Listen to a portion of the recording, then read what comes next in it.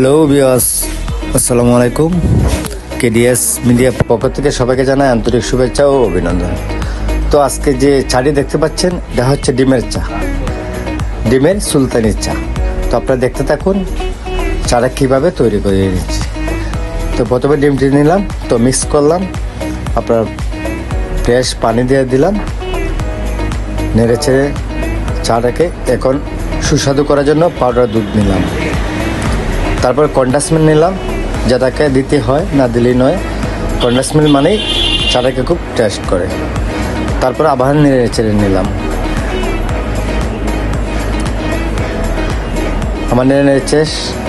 তো ওখানে চুলাটা অন করলাম, অন করার পরে দেখতে থাকুন ডিমটাকে ফ্রাই করতেছি, কীভাবে ফ্রাই করা হচ্ছে আপনারা দেখতে থাকুন।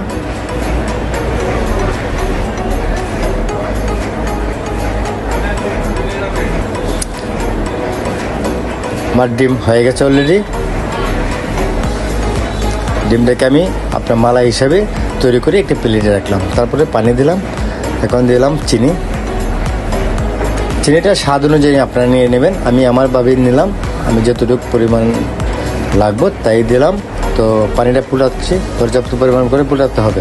তারপর দেবেন চা পাতা, দেখতে থাকুন কি সুন্দর কালার হচ্ছে।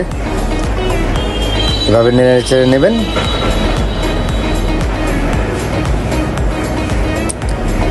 তারপরে 2টা কাপ, যেহেতু আমি 2টি চা বানাবো 2টি কাপে দিয়ে নিলাম।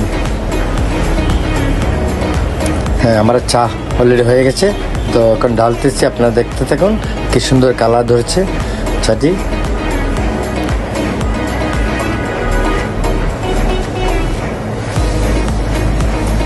তারপরে আবার নিলাম গুঁড়া দুধ,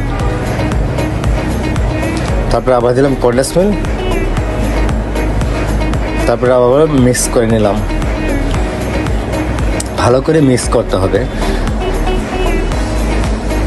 তো মিক্স করা শেষ।